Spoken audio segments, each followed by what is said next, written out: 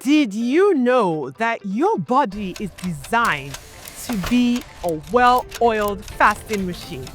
You know, every once in a while, a video comes along that changes my life. This was it. I have put everything I know into this video about fasting, and I encourage you to come on this journey with me. Did you know that we are not supposed to be eating from sunup to sundown? This used to be me about, several years ago. In the morning, before going to bed, this was me. I did not know I could survive without food. But did you know we're not supposed to be doing that? Did you know that your physiology is made in such a way that you operate at maximum efficiency when you eat during periods of plenty and utilize stored energy during periods of scarcity? Did you know that? Did you know that fasting is as old as the hills? There is so much about fasting that I'm absolutely blown away by all the latest research. So today we will just start to scratch the surface. We're going to talk about the history of fasting. We're going to talk about biblical benefits. We're going to talk about hardcore scientific benefits. We're going to talk about how to start and what not to do. Socrates, the ancient Greek philosopher, was asked why he fasted. You know what he said? He said he fasted for mental clarity. And I'm going to go more in depth on that in just a moment. So, a little history lesson. Fasting is an ancient practice that roots back to 1500 before Christ. Every major religion, every major culture fasted for health reasons, for religious reasons. It was practiced even by early medical figures like Hippocrates, and it even predates recorded history. Historically, fasting was actually used for medical purposes. This is before we had a modern scientific understanding of how disease operated. But we knew that fasting was essential for health. Now, remember our prehistoric hunter-gatherer ancestors? You know what they did? They would go and hunt for food. They would get the food back. They would feast. And then there would not be food for a while. And then they would have to go back and look for more food. But while they didn't have food, the food that they ate was used as stored energy so that when they were fasting, the stored energy became the fuel. Now, this natural survival mechanism is the basis for what we now know as intermittent fasting. To this day, churches will fast for 30 to 40 days at the beginning of the year. My Muslim friends fast during the month of Ramadan. There is a hypothesis called the thrifty gene hypothesis. It hypothesizes that this round-the-clock access we have to food may be contributing to obesity and type 2 diabetes. And these genes that we still have, which were beneficial to survival in times of famine, may now be maladaptive now that we have so much abundance. What does this mean? This means that we're designed, like our body functions optimally to use stores of food during periods of scarcity, and that eating all the time is what is making the population sick. And I just discussed this in my diabetes video. This means that it's healthier to fast than not to fast. Now stay with me. Dr. Okoro, why do we need to eat all the time? Why are we eating all the time? Well, in my research, two main reasons, right? Number one, the dopamine reward. There are reward centers in your brain and they're attached to certain behavior. I have some foods that when I'm eating them, I actually close my eyes because the pleasure sensation is just super. And this has nothing to do with whether I'm hungry or not. Our brains connect food to pleasure. So, meaning that if you want to have a pleasurable experience, you put something in your mouth.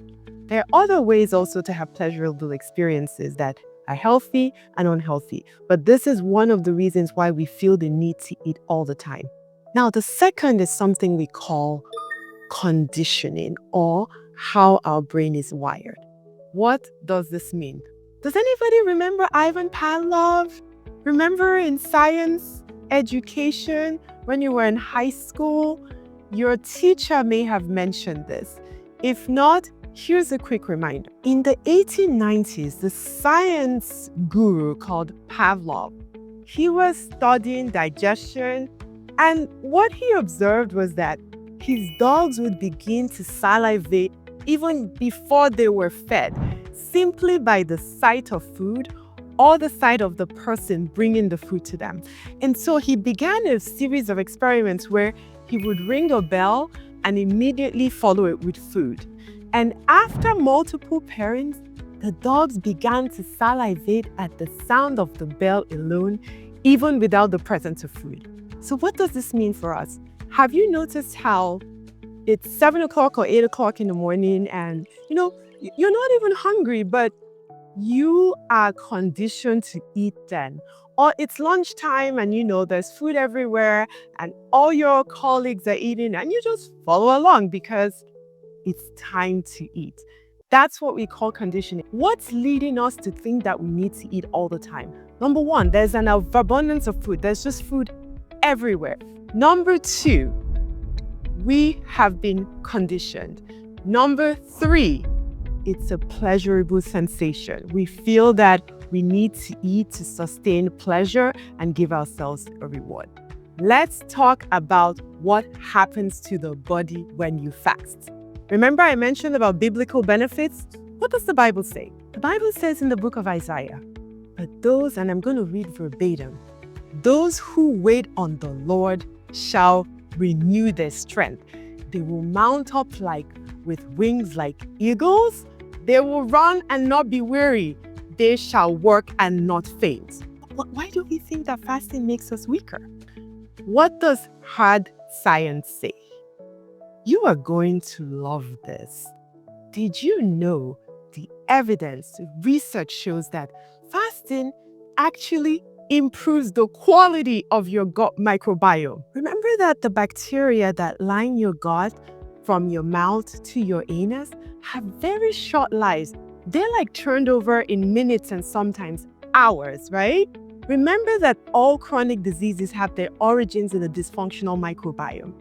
You really want the healthiest gut microbiome. So remember what I just said? Fasting leads to improved quality of your gut microbiome. Think how you feel when you go on vacation.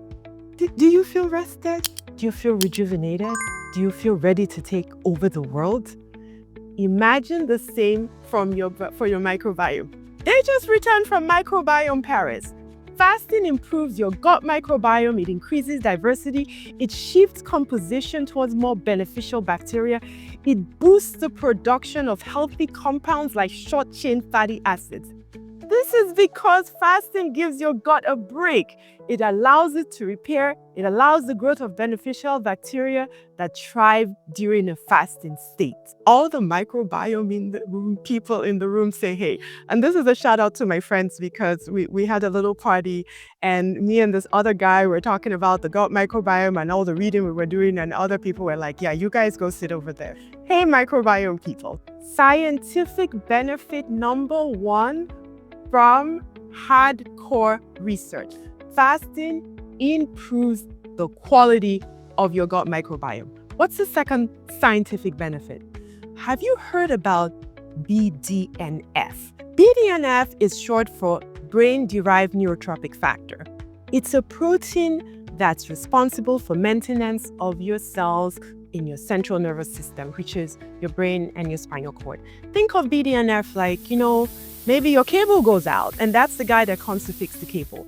BDNF is the guy that comes to fix the cells in your brain and your spinal cord. That's an important guy. Now remember what I said earlier on about Socrates fasting for mental clarity?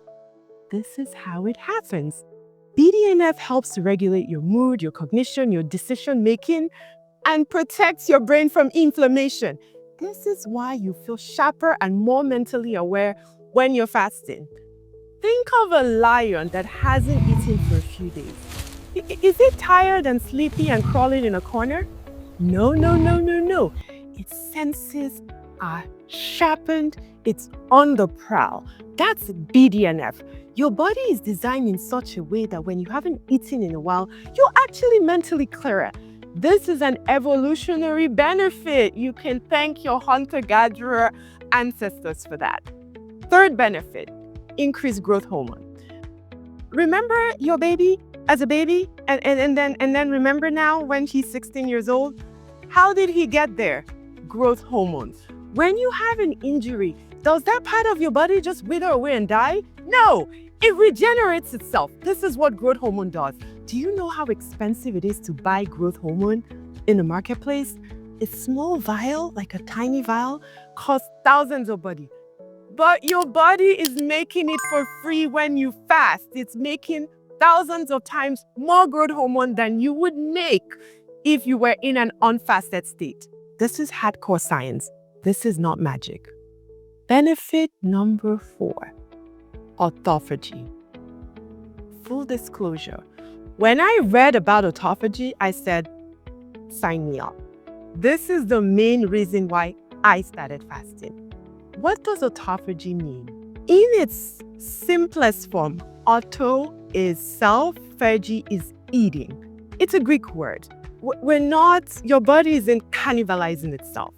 What your body is doing is getting rid of all of the junk, all of the bacterial waste products, all of the viral waste products, all of the cells that are not functioning at optimum level.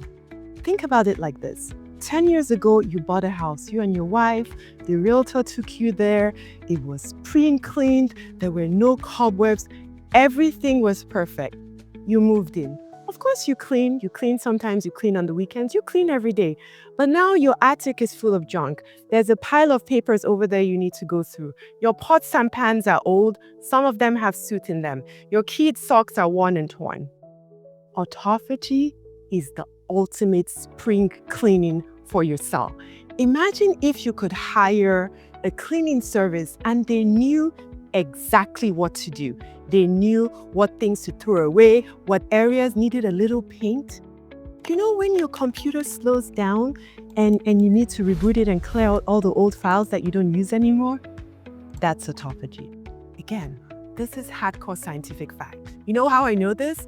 Because the guy who discovered it won a Nobel Prize. He is a Japanese scientist. His name was Yoshinori Ohsumi. He won a Nobel Prize for discovering how important autophagy was in 2016. Who wins Nobel Prizes? People with groundbreaking discovery that benefits humanity. Wait, hold on again. What did I just say? Autophagy is such a great scientific benefit that the guy who discovered it won a Nobel Prize, which is given to people with groundbreaking discoveries that benefit mankind. It's free. You fast and you go into autophagy more often than if you don't fast. This is the ultimate anti-aging medication, and it's free. What are the other benefits? Leptin sensitivity. Now remember in my ultra-processed video, which I will link to you, we talked about the fact that when you eat a lot of ultra-processed foods, your leptin level, which is the hormone that's necessary to stop you from eating and say, hello, Ngozi, we're full, those levels go down. Now, when you fast, your leptin is like, it comes out of hibernation. It's like, oh my God, you fasted and now you went for a barbecue. You can no longer have 20 chicken wings. You get 2 chicken wings and you're like, oh my God, I'm full. Because now you can hear your leptin. That's what fasting does. Now, the last benefit is a lot of people think that when they fast, their metabolism goes down. That's not true. Studies suggest that intermittent fasting actually increases your beta metabolic rate by improving insulin sensitivity and causing fat burning. This is fact. Now that we have talked about scientific facts of how fasting helps you, including autophagy, increased BDNF for mental clarity, leptin sensitivity, increased basal metabolic rate, including those and more, let's talk about what happens on a more cellular level. What is your body doing when you fast? Stay with me. For the first 12 hours of fasting, your body is using stored glycogen. Remember glycogen, the storage form of glucose? When you're eating a lot of sugar-containing foods, your body stores into the liver and waits for when you're not eating, like maybe when you're sleeping. Hopefully you're not eating when you're sleeping. The body uses glycogen in the first 12 hours. Now it's more than 12 hours. You still haven't eaten.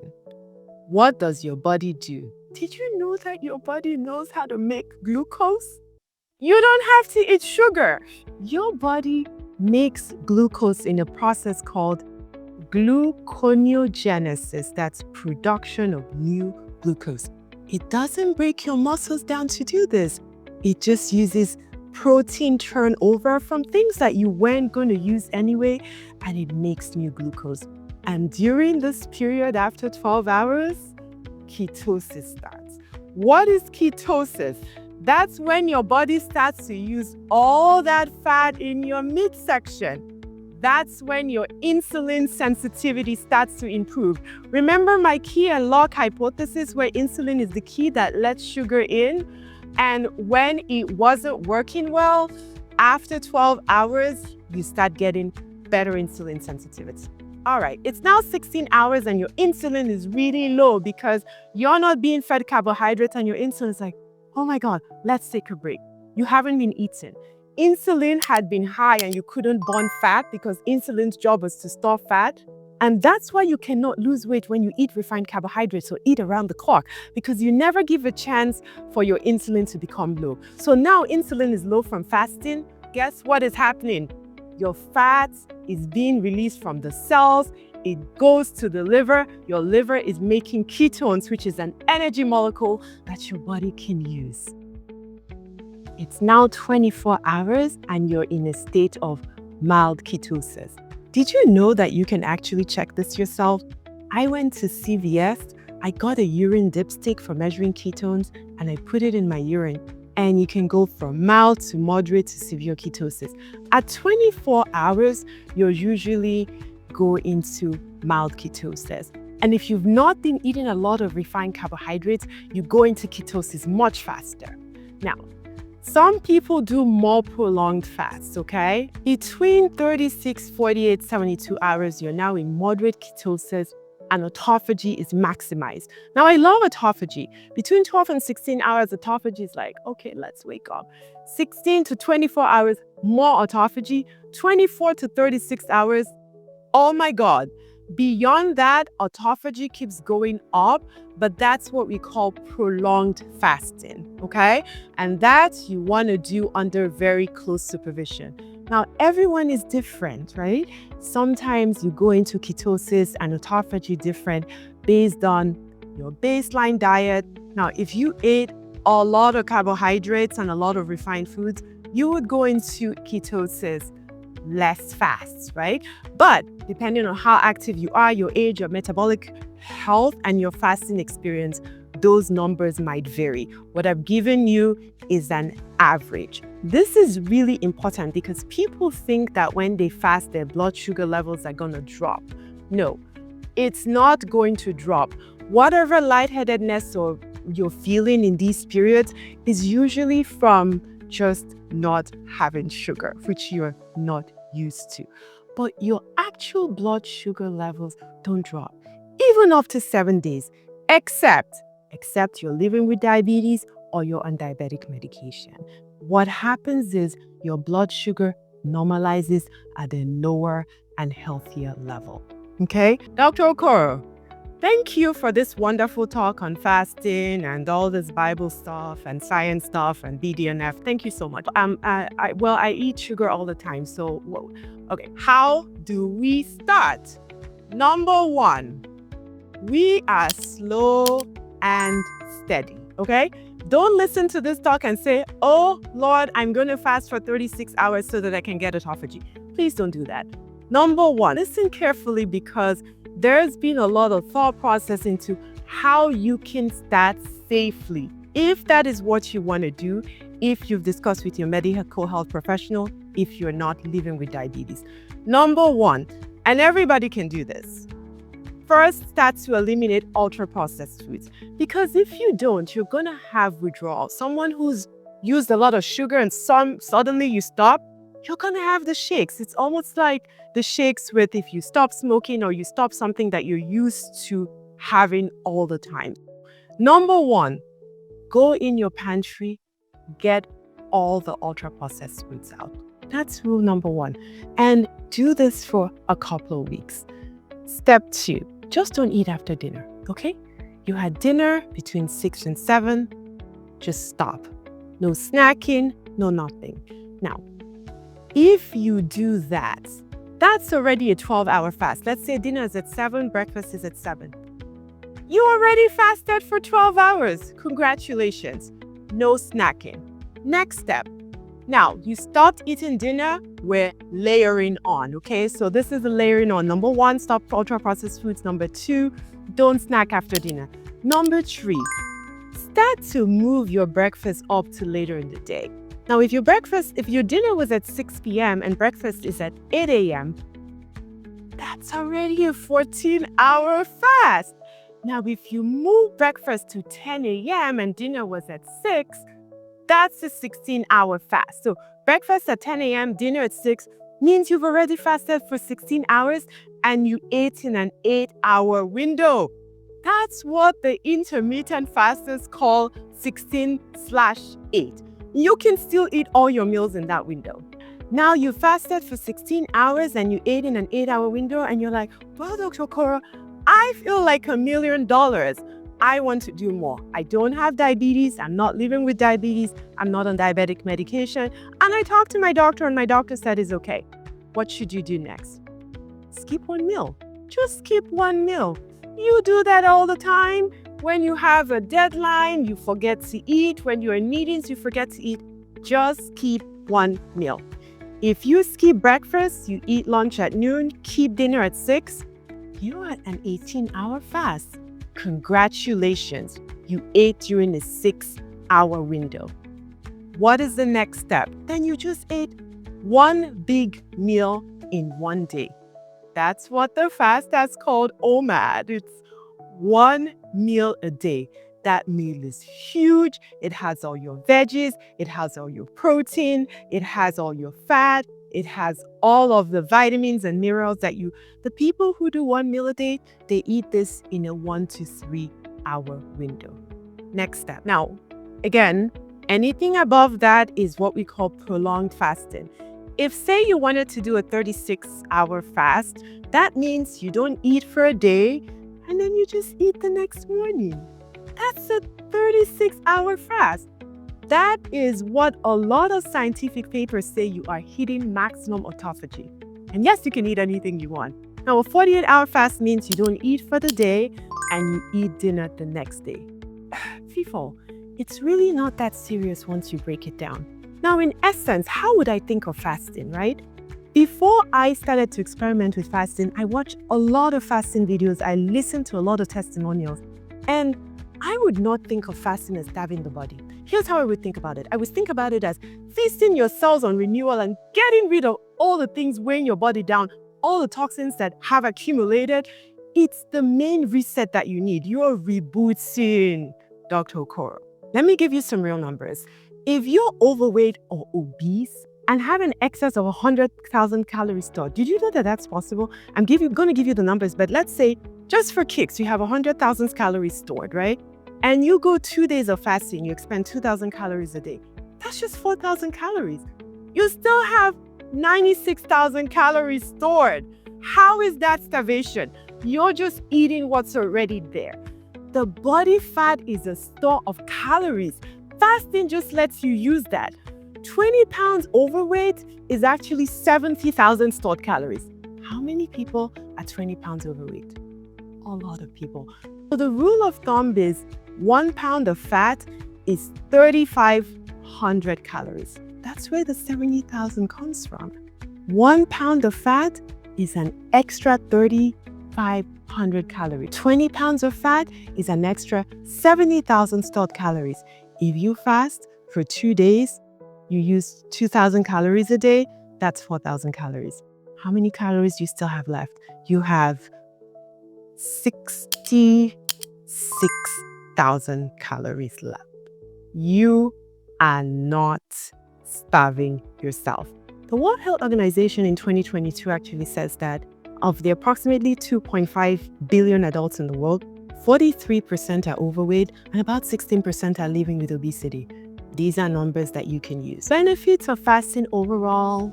Number 1, you can lose some weight if that is your wish. Number 2, you lose actually metabolically active fat. That's the fat in your midsection that's leading to chronic diseases. Number 3, mental clarity. Remember, your brain is optimized to hunt, like Socrates, fast for mental clarity. That's the benefit. Number 4, actually, when you're in ketosis, you release something called GABA, which is another neurotransmitter. You're calmer during this period. Number 4, insulin sensitivity. Number 5, autophagy, which is the ultimate spring cleaning. What are we afraid of? Let me give you some hard-based scientific facts. The first time I fasted for 24 hours, I thought, am I going to survive? Question number 1, is it safe, aka will I die? Results from a 2022 study published in the Journal of Nutrients showed, from our results, all participants completed the whole fasting experience without any complaints or major side effects, which indicated that adults can tolerate a 10-day water-only deliberate fasting, as did some other prolonged fasting human experiments from 5 days to 2 weeks to prevent obesity, hypertension, diabetes, insulin resistance, and arthritis. Again, these were studies. No one is saying that you should fast for 2 weeks without supervision. No one is saying that. However, if you don't live with diabetes and you're not on diabetic medications, you can fast for 12 hours, you can fast for 36, you can fast for 24 hours. Now, will I have energy, aka will I just be weak and useless? No. Studies have suggested that fasting did not lead to energy deficiency, even during complete food deprivation. Additionally, blood glucose stabilized at a lower normal level. What about vitamins? Would I get vitamin deficiency? My doctor told me I need to take my vitamins every day. Vitamin supplementation was not needed in these studies, but they did consider giving people electrolytes. And you can get the correct amount of vitamins during your normal eating window. Question number 4. Well, what about my muscles? Will I lose them? No, because short-term fasting increases growth hormone, which helps to preserve muscle tissue. Next, will my metabolism slow down?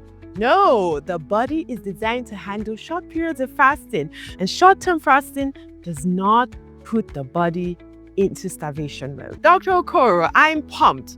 What should I do? Well, talk to your doctor about your risk. Consult your medical professional before a prolonged fast, especially if you're on any kind of prescribed medication. That's the responsible thing to do. Here's the takeaway from me. Fasting has been present since the beginning of time. Why did major religions do this? Because they realized that periodically abstaining from food makes us stronger. There are periods to feast, there are periods to fast. So, they say knowledge is power. But I say, power to do what? For me, knowledge is the power to fight back, which means I don't need to wait for something to happen. I can take control of my life and how I want to be. So this is my gift to you. Thank you so much for listening. In my next video, we're going to be talking about how your gut microbiome affects your moods. So stay tuned and be well. Thank you so much.